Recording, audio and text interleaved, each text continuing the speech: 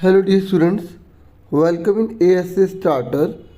Dear students, इस video में मैं आपसे क्लास 6 का प्रैक्टिस पेपर डिस्कस करूंगा। आंसर्स हम इसमें डिस्कस करेंगे, ठीक है। और इसी के जैसा आपका पेपर भी आएगा, ठीक है। तो आप इसको अच्छे से समझ लो। देखिए, ये एक बात और कहूँगा, ये वीडियो इंग्लिश मीडियम स्टूडेंट्स के लिए रहेगी, ठीक है। और हिंदी मीडियम वाले के लिए अलग से वीडियो लाऊंगा, ठीक है। देखिए, आपका जो पेपर है वो 5 पार्ट में डिवाइडेड है। सेक्शन ए में 1 से लेकर 12 क्वेश्चन आएंगे जो 1 मार्क्स के हैं। सेक्शन बी में 2 से लेकर 5 तक के 3-3 मार्क्स का एक क्वेश्चन है। सेक्शन सी में 6वां और 7वां क्वेश्चन है, 4 मार्क्स का 80 वर्ड में लिखना है। 8 से 11 सेक्शन डी है, जिसमें आपकी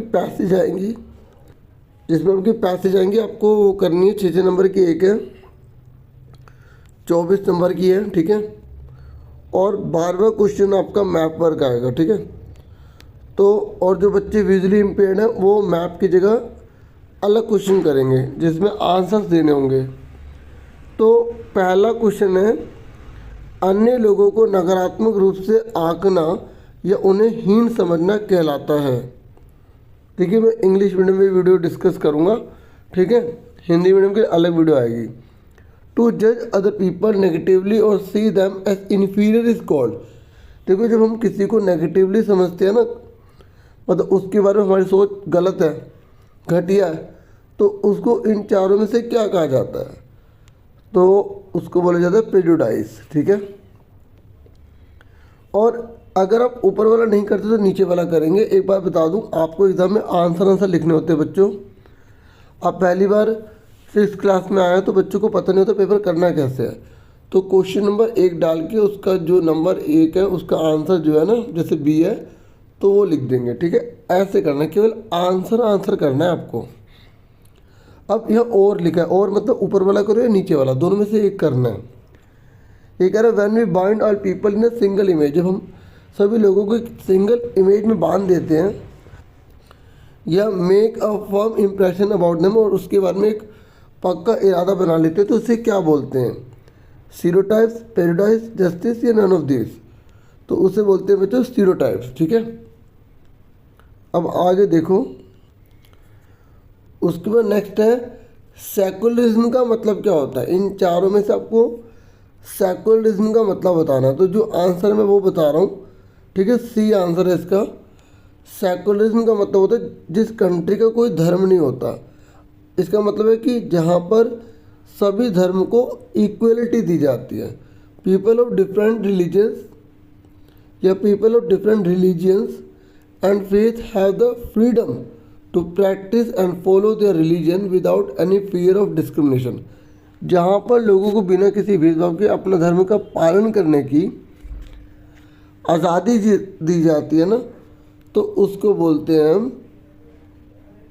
सेकुलरिज्म, ठीक है। क्या बोलते हैं? सेकुलरिज्म, ठीक है। इसकी डेफिनेशन भी याद कर लेना। ये आंसर लिखा हुआ है, ठीक है। आपको ब्लू से लिखना है पेपर में। The gram sabha is a meeting of all who lived in the area covered by a panchayat. तो ये कह रहा है कि आपको बताना है कि ग्राम सभा के अंदर जो भी गांव के अंदर लोग रहते हैं ना, ठीक है, तो वो सब जो उसके क्या कहलाते हैं? चिल्ड्रन, एडल्ट, मैन या वुमेन। तो एडल्ट मतलब वो उसके मेंबर होते हैं, ठीक है। जितने भी ग्राम सभा, ये कह रहा है कि the gram sabha is a meeting of all who lived in the area covered by a panchayat. तो ग्राम सभा के अंदर कौन से लोग होते हैं? जो उस गांव में रहते हैं ना, तो वो उसके सदस्य माने जाते हैं। किन को माना जाता है? एडल्ट को माना जाता है, चिल्ड्रन को, मैन को या वुमेन को। एडल्ट में ना जैसे 18 से ऊपर कोई भी आ गया उन सबको माना जाएगा, ठीक है, एडल्ट। फिर और है anyone who is old or more and who has the right to vote is a member of. ये कह रहे हैं कि कोई भी व्यक्ति जो ओल्ड है, बूढ़ा है, या मतलब बूढ़ा ना भी कह सकते हैं, या बड़ा है या उससे ज़्यादा है, जिसको वोट मेंबर होता है ग्राम सभा का। तो कौन होता है ग्राम सभा का मेंबर? आप ऊपर वाला करो या नीचे वाला? किसको माना जाता है ग्राम सभा का मेंबर? जो 18 साल का होता है या उससे बड़ा होता है, ठीक है। तो आपको एज बतानी थी। फिर नेक्स्ट है panchayat secretary is appointed by the, जो पंचायत का जो सेक्रेटरी होता है ना वो किसके द्वारा अपॉइंट होता है, ग्राम सभा के द्वारा, ग्राम पंचायत के द्वारा, गवर्नमेंट के द्वारा या सरपंच के द्वारा, तो वो गवर्नमेंट के द्वारा अपॉइंट होता है, ठीक है। फिर नेक्स्ट है which of the following is the largest body of A solar system, बताइए सोलर सिस्टम की सबसे बड़ी बॉडी कौन सी है, सूरज, अर्थ, जुपिटर या सैटर्न, बताओ सबसे बड़ी बॉडी कौन सी है। वेरी गुड, सूरज। सूरज सबसे बड़ा होता है बच्चों, ठीक है।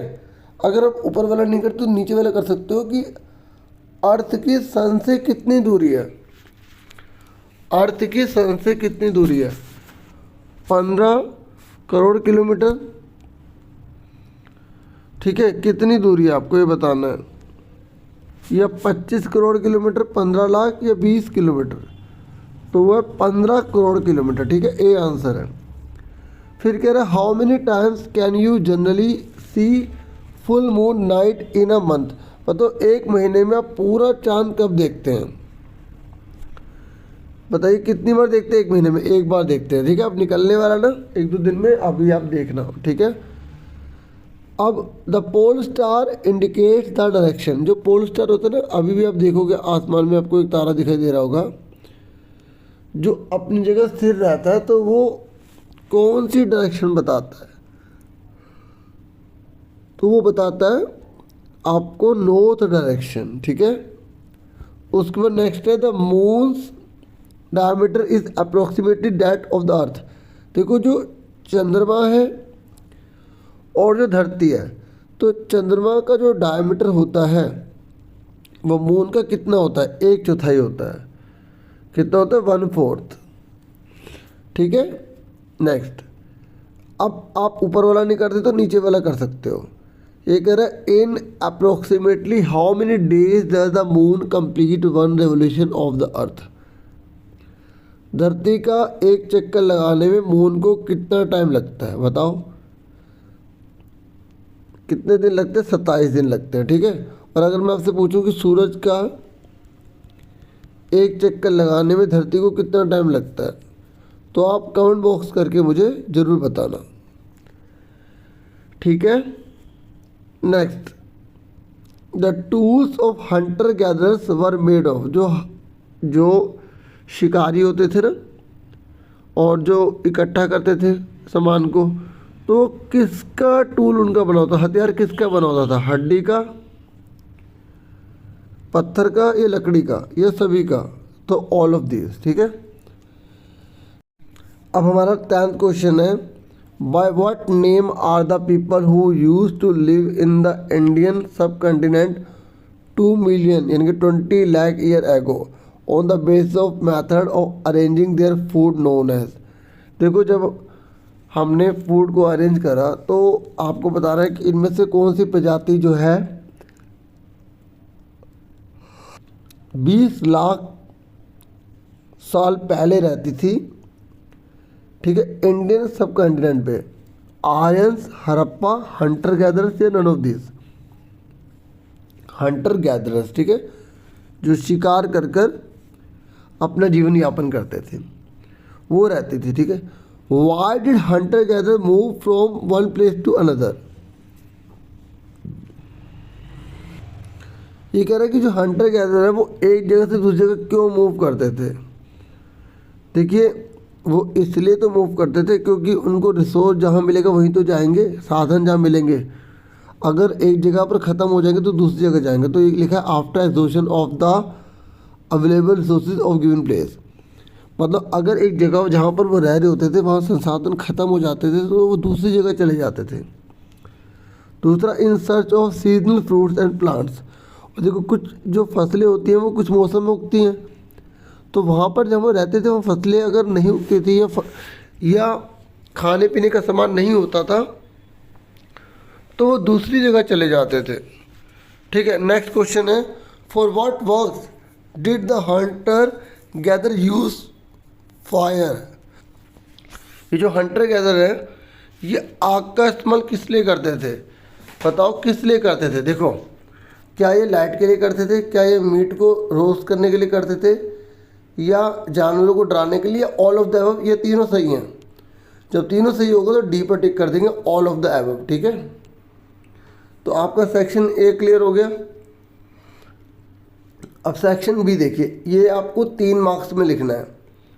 ये कह रहा है why the earth called a unique planet in the solar system. जो अर्थ है ना उसे यूनिक प्लैनेट क्यों कहा जाता है। आप लिखेंगे earth is called the most amazing planet in the solar system because conditions conductive to life are probably found only on earth. देखो, अर्थ को यूनिक प्लैनेट इसलिए कहा जाता है क्योंकि धरती पर ही जीवन पाया जाता है। देखो, आपने अगर जो अपने वाला क्वेश्चन याद किया हो ना, आंसर वही लिखना। आप ये मत सोचना कि सर ने ये लिखा हम ये याद कर लेते हैं, नहीं नहीं, जो आपने लिखा वो ठीक है। ठीक है, आपने लिखा होगा ना कि धरती पर जीवन है, इसलिए धरती जो है वो एक यूनिक प्लेनेट है। अगर अर्थ जो है वो ना तो ज़्यादा गर्म है ना ज़्यादा ठंडी है, वाटर भी यहाँ पर है और जो जीवन के लिए ज़रूरी है। और आपको ब्लू पेन से लिखना है। ठीक है, और एयर जो है ना, एयर यहाँ पर एयर भी है जिसमें ऑक्सीजन है जो जीवन के लिए ज़रूरी है। तो इन सभी की वजह से धरती को यूनिक प्लैनेट कहा जाता है। अगर आप ये वाला क्वेश्चन नहीं करते तो आप नीचे वाला क्वेश्चन कर सकते हैं। नीचे पूछा गया, देखो कोई भी क्वेश्चन अगर आता है पहले देख लिया करो ऑप्शन है या नहीं। ऑप्शन है तो दोनों में से एक करना होता है। ठीक है, और का मतलब होता है ऊपर वाला करो या नीचे वाला करो। अगर how can you determine direction during the night with the help of the pole star. ये कह रहा है कि पोल स्टार से आप कैसे पता लगाओगे डायरेक्शन को। आपको पता है ना नॉर्थ डायरेक्शन पता लगती है, तो वो बताना कि ये कह रहा है इन एंशिएंट टाइम, पुराने ज़माने में people use to determine the direction in night with the help of stars. क्योंकि रात को लोग डायरेक्शन का पता तारों से ही लगाते थे, क्योंकि पहले घड़ी तो होती नहीं थी ना, इस प्रकार से सिस्टम थे कि पता लग जाए कौन सी चीज़ कहाँ पर है। तो pole star plays an important role to show the direction. Pole star होते थे जिससे डायरेक्शन पता लग जाती थी। The pole star is visible only in the north direction, और पोल स्टार सिर्फ नॉर्थ डायरेक्शन में आता है। So with the help of the pole star one can get information about the north direction. इसलिए हम नॉर्थ के बारे में इंफॉर्मेशन गेट कर सकते हैं। ठीक है, इतना भी कर लोगे तो बहुत है। ठीक है, नेक्स्ट फिर कह रहा है कि when it is 5:30 PM in India then London clocks 12 noon give reason. ये कह रहा है कि जब इंडिया में 5:30 बज रहे होते हैं तो लंदन में 12 बज रहे होते हैं दोपहर के, ऐसा क्यों है। देखिए, एक ना टाइम पीरियड बनाया गया और स्टैंडर्ड टाइम को ध्यान में रखकर, ठीक है, ग्रीनविच है ना उसको बेस लिया गया है। तो उसी के हिसाब से जो है ना टाइम पीरियड को डिसाइड किया गया। इसलिए ऐसा होता है कि एक ही टाइम पर लंदन में जो है वो 12 बज रहे होते हैं, तो दिल्ली में या इंडिया में 5:30 बज रहे होते हैं। तो आप बोलोगे world standard time is determined by the Greenwich line. ये बहुत इंपॉर्टेंट क्वेश्चन है। जो वर्ल्ड का जो टाइम है ना वो ग्रीनविच लाइन से डिसाइड किया जाता है, जो इंग्लैंड से पास होती है। और इंडिया का जो टाइम है ना वो 82.5 डिग्री के हिसाब से माना जाता है ईस्ट लॉन्गिट्यूड में।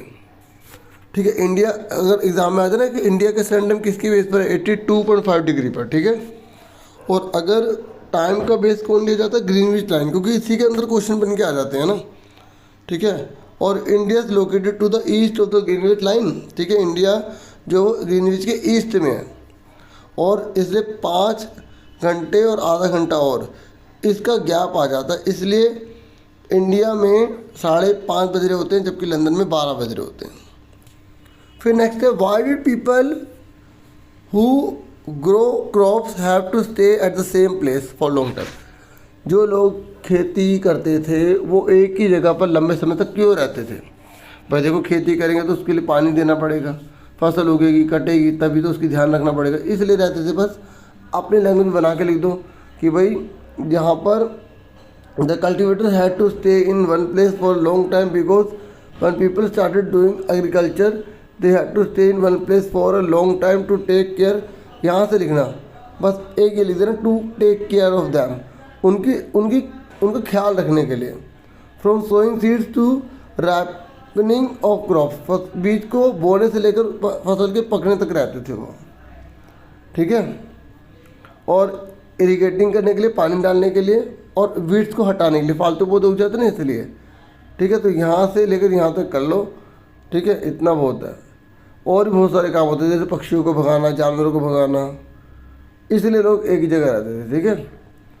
फिर ये कह रहे हैं कि in which ways the life of farmers and herders would have been different from that of hunter gatherers. ये कह रहे हैं कि जो किसान हैं और जो हंटर गैदरर हैं, उनसे उनका जीवन कैसा लगता है। देखो, जो किसान होते थे वो एक ही जगह रहते थे, वो फसल उगाते थे, जबकि हंटर गैदर अपना प्लेस बदलते रहते थे और वो फसलों को नहीं उगाते थे, ठीक है। और आप इसका आंसर यहाँ से लिखना है कि they always live in the living space, be sure to organise and secure babysitting routines, and women and children were engage in agriculture works.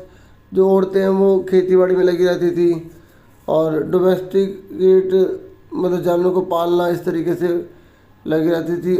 देखिए, इसमें आपने लिख देना कि यहाँ से लिख दो कि women and children were engage in agricultural works and gradually learn to domesticate some animals in order to avoid wild animals. मतलब जो किसान था वो उसने फसल उगाता था, उनने जानवरों को पालना शुरू कर दिया था। और the food hunter were different from the agriculture pastoralist. और जबकि जो फूड हंटर थे वो अलग थे, किनसे, किसानों से, ठीक है। देखिए नेक्स्ट क्वेश्चन है, ये लॉन्ग आंसर क्वेश्चन में छठा सातवां, what are the 3 heat zone of the earth. आपको धरती के 3 हीट जोन बताने हैं। तो आप पहला बताएंगे ट्रॉपिकल टेम्परेट जोन, फिर आप बताओगे कि इसमें जो सूरज होता है ना, वो एक बार हमारे सिर के ऊपर आ जाता है दोपहर के टाइम में, ठीक है। जितने भी लैटिट्यूड्स होते हैं सब में, और ये लैटिट्यूड जो इलाका है ना कहाँ का होता है, देखो 2 पार्ट होते हैं। आपको ये ना पिक्चर देखेंगे तभी आपको क्लियर होगा। इसमें ट्रॉपिक ऑफ कैंसर और ट्रॉपिक ऑफ कैप्रिकॉर्न वाला होता है, ठीक है। तो the region receive maximum heat and इसका ट्रॉपिकल जोन, ठीक है। अब देखो, ट्रॉपिक ऑफ कैंसर और ट्रॉपिक ऑफ कैप्रिकॉर्न का बीच का जितना भी इलाका होता है ना, वो सारा ट्रॉपिकल टेम्परेट जोन होता है। फिर खाली टेम्परेट टेम्परेचर जोन कौन सा होता है। देखो, ये आपको थोड़ा सा पिक्चर देखोगे तभी उसमें समझ में आएगा कि ये जो इलाका होता है ना, जो ट्रॉपिक ऑफ कैंसर है और जो ट्रॉपिक ऑफ कैप्रिकॉर्न है, आपको बताया था ना मैंने। तो ट्रॉपिक ऑफ कैंसर जो है ना, वो हम बात कर रहे हैं किसकी, जो आपका नॉर्थ में, तो उसमें ट्रॉपिक ऑफ कैंसर और नॉर्थ पोल के बीच का हिस्सा। और अगर हम साउथ की बात करें तो साउथ में ट्रॉपिक ऑफ कैप्रिकॉर्न और साउथ पोल के बीच का हिस्सा, वो सारा का सारा क्या कहलाता है, टेम्परेचर जोन कहलाता है। ऐसे कोल्ड टेम्परेचर जो जोन है ना, ये एरिया होता है नॉर्थ पोल सर्कल और North Pole in the northern hemisphere and South Pole circle and the South Pole in the southern hemisphere में होता है। नॉर्थ का अलग और साउथ का अलग, पिक्चर में देखोगे क्लियर हो जाएगा, ठीक है। ये आपको इसमें से करना होगा और अपना बना के लिखना होगा। अगर आप ऊपर वाला नहीं करते तो आप नीचे वाला कर सकते हैं। How is the international standard time calculated from the prime meridian. तो कैसे किया जाता, सुनो। The longitude line of 0 degree is called the principal meridian, ठीक है। जो 0 डिग्री होती है ना, वो प्रिंसिपल मेरिडियन कहलाती है। It passes through the Greenwich location, और ये ग्रीनविच लोकेशन से पास होते हैं इंग्लैंड में, ठीक है। Hence it is also called the Greenwich line, इसलिए इसको ग्रीनविच लाइन भी कहा जाता है। At the prime meridian where the sun is at the highest point, और प्राइम मेरिडियन में जहाँ पे सूरज सबसे ज़्यादा हाईएस्ट पॉइंट पे होता है स्काई में, उसे नून कहा जाता है। क्या कहते हैं, noon. At all places of the meridian, और जितने भी जगह होंगे ना वहाँ सब पर होगा हाई में। तो because the earth rotate from west to east, और धरती कैसे घूमती है, वेस्ट टू ईस्ट घूमती है। और places that are east of Greenwich having a time ahead of Greenwich time, इसलिए पृथ्वी वेस्ट टू ईस्ट घूमती है, तो इसलिए ईस्ट वाला आगे का टाइम माना जाता है और वेस्ट वाला पीछे का टाइम माना जाता है। और इंडिया ईस्ट में है, तो जैसे इंडिया जो है 5.5 घंटे आगे भी है, ठीक है। अब नेक्स्ट क्वेश्चन देखो। देखिए उसके बाद नेक्स्ट क्वेश्चन है, what is the importance of the gram sabha. जो ग्राम सभा उसकी क्या इम्पोर्टेंस है आपको ब्रीफली बताना है, ठीक है। तो और बाकी आगे भी आंसर क्वेश्चन है। तो ग्राम सभा जो है वो असेंबली होती है ऑल एडल्ट्स की, जो उस पंचायत को उस एरिया के अंदर जहाँ तक वो है वहाँ पे रह रहे होते हैं, ठीक है। It may be that there may be only one village और there may be more than one village, और क्योंकि जहाँ तक पंचायत का बोला है तो उस पंचायत में एक गांव भी हो सकता है, एक से ज़्यादा गांव भी हो सकते हैं। तो we know that in many state, और हम जानते हैं कि बहुत से स्टेट में ऐसे हैं कि ईच विलेजेस ग्राम सभा मीटिंग इज़ डिफरेंट, और भारत के अंदर बहुत से गाँव और मीटिंग भी अलग अलग होती है। लेकिन कोई पर्सन जो 18 साल या उससे ज़्यादा है तो वो उस ग्राम सभा के अंदर वोट डाल सकता है, ठीक है। तो यही ग्राम सभा होती है और वो ग्राम सभा का मेंबर माना जाता है। अब ग्राम सभा इम्पोर्टेंट क्यों है, तो ये बहुत ज़्यादा इम्पोर्टेंट है। आप इसको पॉइंट में बता सकते हो कि ग्राम सभा जो है वो बहुत ही इम्पोर्टेंट काम करती है, ठीक है। जैसे वो मॉनिटर करती है मनी के लिए, मेन आप ये लिख देना कि वो मॉनिटर करती है, जनता के लिए काम करती है, ठीक है। और जो पर्सन उसको चुनती है और ताकि वो गांव के लिए, उस इलाके के लिए जहाँ तक वो पंचायत है वहाँ के लिए काम कर सके अच्छे से। तो ये अपनी लैंग्वेज में बना के लिख देना, इतना बड़ा मत करना, ठीक है। अब उसके बाद सेक्शन डी है और ये आपका पैसेज वाला है।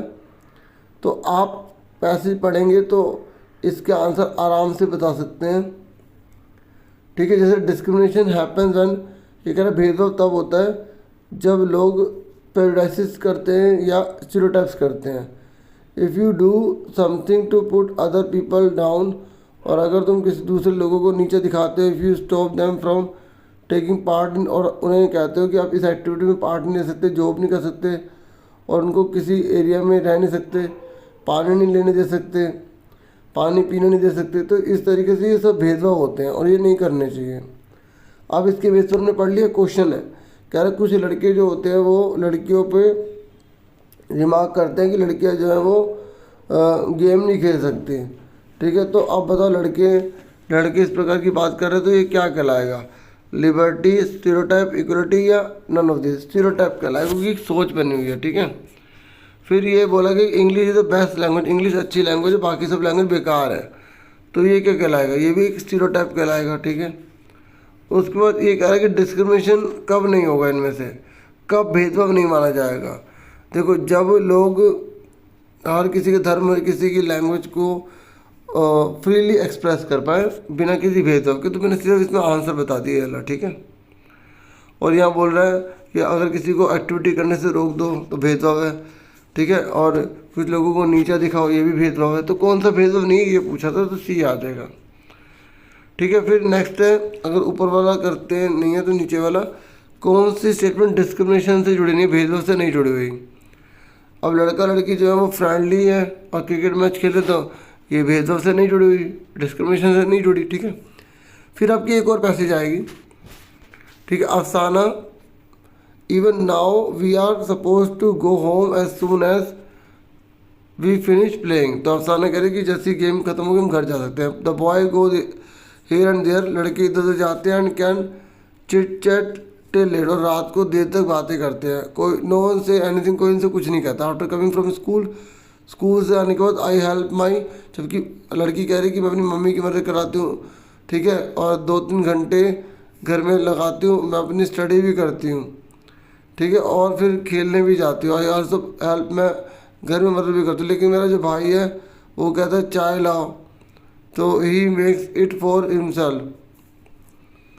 If my mother wants tea और एंड ही मेक्स इट, अगर वो अपने लिए बनाए, देन मदर से ही हैज़ 3 सिस्टर, उसने कहा तेरी 3 बहनें, yet he has to work, ठीक है, कि उनको काम करना चाहिए, ठीक है। One girl now just look at Zarin's younger brother, he is only 5 years old but he says mummy why do you stand didi to play, और वो 5 साल का है और वो कहता है कि मम्मी बहन को क्यों बाहर भेज रही हो खेलने के लिए। She doesn't look nice playing like, उनका कि वो खेलती अच्छी लगती है ऑन दैट ग्राउंड पर। Ask him if he will play and he say I am a boy of course, और जब मैं बोलती तू क्यों जाता है तो वो कहते कि मैं तो लड़का हूँ तो मैं तो खेलूँगा।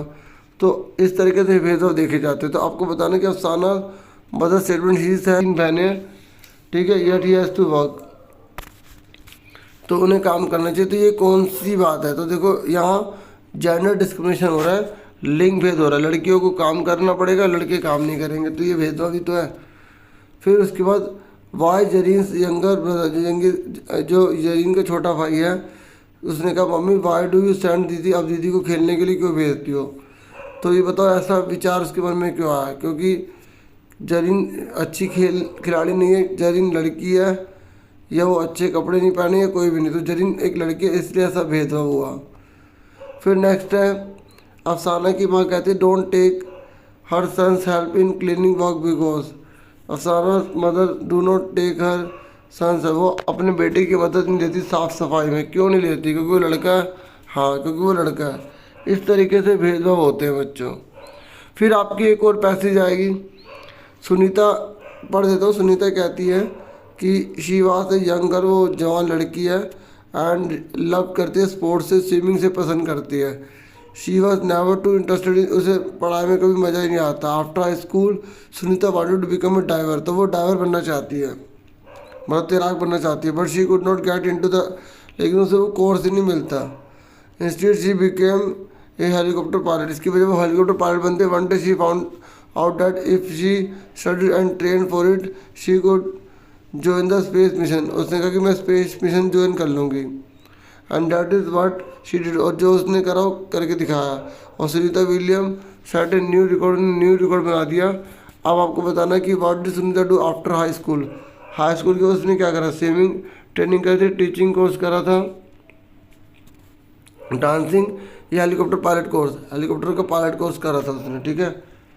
और जब सुनीता यंग थी तो उसे क्या चीज़ पसंद थी? कुकिंग करना, रीडिंग बुक करना, स्पोर्ट्स, स्विमिंग या पेंटिंग? स्पोर्ट्स और स्विमिंग पसंद थी, पढ़ लिया हमने, ठीक है। सुनीता विलियम जो है उसने नया रिकॉर्ड किस में बनाया था? बताओ किस में नया रिकॉर्ड बनाया था?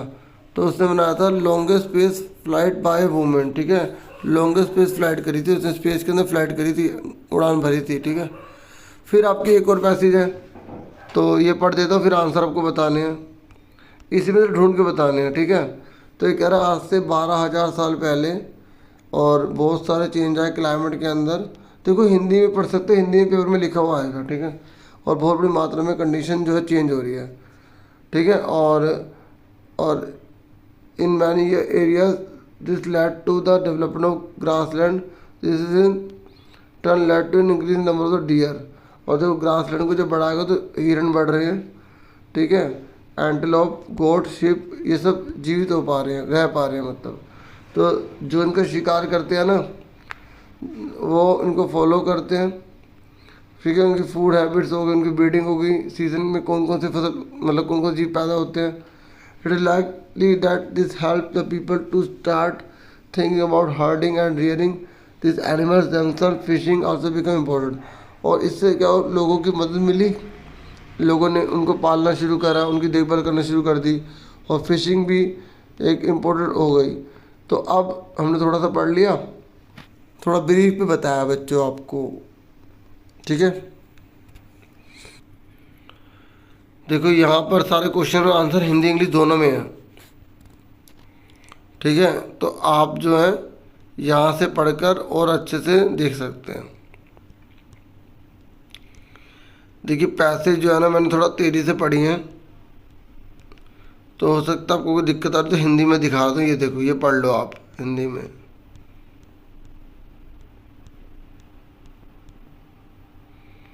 ठीक है। ये कहानी पढ़ी थी ना, शॉर्ट में बताई थी आपको।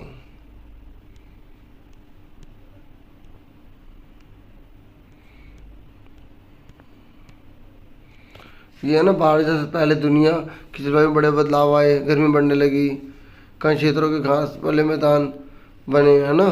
और हिरन, बारहसिंगा, भेड़, बकरी, गायें, ये इन सब की जनसंख्या बढ़ने लगी। और जो लोग इन जानवरों को शिकार करते थे जब इनके पीछे आए और उनके खाने पीने के आदतों पर इनकी समय की जानकारी हासिल करने लगे, हो सकता है तब लोग इन जानवरों को पकड़कर अपनी ज़रूरत के अनुसार पालने की बात सोचने लगे। और साथ ही इस काल में मछली भी भोजन के रूप में स्रोत बन गई, ठीक है ना।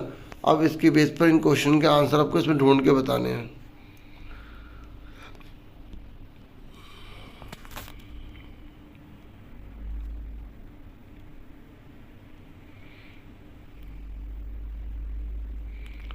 देखो पैसे बहुत स्टोरिंग होती है, तो आप इसे खुद पढ़ के अच्छे से करना।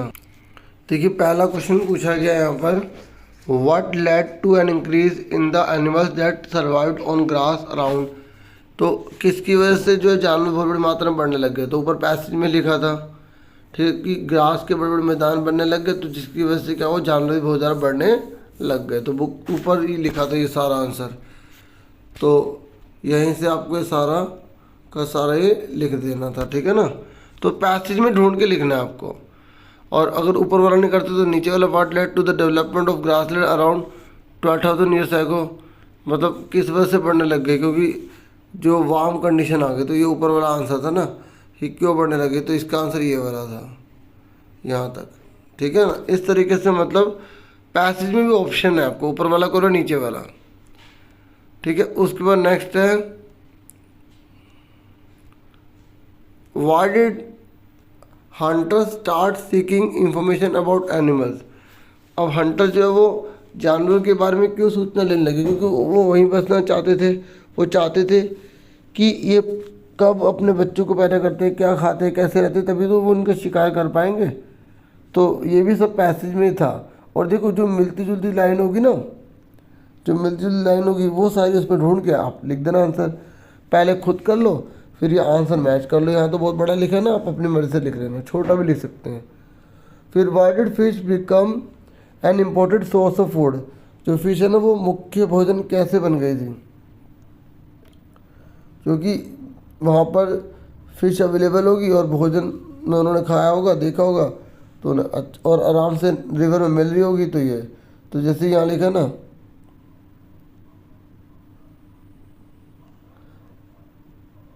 अब यहाँ ना इसमें बताया नहीं क्यों इम्पोर्टेंट, आपको अपनी लैंग्वेज में लिखना पड़ेगा, ठीक है। एक आधा क्वेश्चन ऐसा आ जाता है, ठीक है। बोल देना ईजिली अवेलेबल होगी होगी इसलिए मिल गई, मेन ये लाइन लिख देना, ठीक है। अब सेक्शन ई है, ये 4 मार्क्स का है और मैप वर्क है, तो इतना आसान भी नहीं है। आपको पहले ये क्वेश्चन पढ़ना है, फिर आपको जो मैप में नंबर ए लिखा होगा तो आपको बताना कि इन चारों में से वो कौन सी चीज़ है, ठीक है। जैसे यहाँ लिखा हुआ है कि जो ए जगह है ना मैप में, वो है जहाँ पर केव्स हैं, गुफाएं हैं, रॉक शेल्टर्स हैं जो नर्मदा वैली के बिल्कुल पास में है। तो इनमें से कौन सी जगह है वो, तो वो है आपकी भीमबेटका। तो आप मैप में इस तरीके से यहाँ पर जो ए जगह ना ए, ठीक है, तो आप वो भर देंगे, ये ए जगह ये रही, ठीक है, मध्य प्रदेश में है, ठीक है। फिर नेक्स्ट आपका है,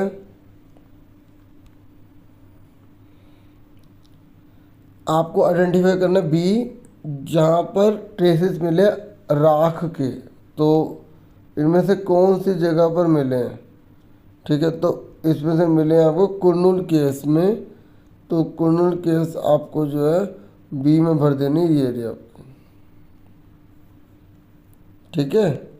उसके बाद नेक्स्ट आपका था, आपको सी आइडेंटिफाई करना था, जहाँ पर लोगों ने अपने पिट हाउसेस बनाए थे और जो डग है ना, डग गड्ढे वाले जो घर बनाए थे, और ठीक है। और उसके बाद आपको बताना वो कहाँ मिले हैं, तो बुरजोम, ठीक है। तो ये इसका आंसर हो गया, तो ये देख लो बुरजोम, सी जगह का है,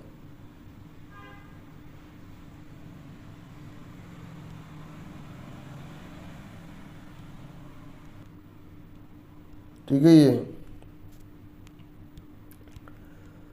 उसका नेक्स्ट है, आपको बताना है identify the early village mark D से बताया जा उस मैप में जहाँ गोदावरी नदी के पास में है। तो गोदावरी नदी के पास में आपका कौन सा है, इनेमा गांव, ठीक है। तो ये आपका आ गया, ठीक है, ये आपका है, ठीक है, महाराष्ट्र में, ठीक है। तो अब जो बच्चे जो हैं विजुअली इम्पेयर्ड है उनको आंसर बताना था कि आपको उस स्टेट या यूनियन टेरिटरी का नाम बताना है जहाँ पे इंडियन वेयर कुरनूल केव लोकेटेड है। कुरनूल की लेव कहाँ पर है, आंध्र प्रदेश में है। ये देखो ये अब हमने भरा था ना, ये वाला इलाका, ठीक है, कुरनूल केव्स। फिर आपसे पूछा गया उस स्टेट का नाम बताओ जहाँ पर भीमबेटका है, तो भीमबेटका मैंने अभी आपको कहाँ बताया था, मध्य प्रदेश में, ठीक है। फिर आपको बताना उस टेरिटरी का नाम बताओ जहाँ पे बुरजाओ है, तो बुरजाओ ऊपर हमने पढ़ा था ना, कहाँ पर पढ़ा था हमने, जम्मू एंड कश्मीर में, ठीक है।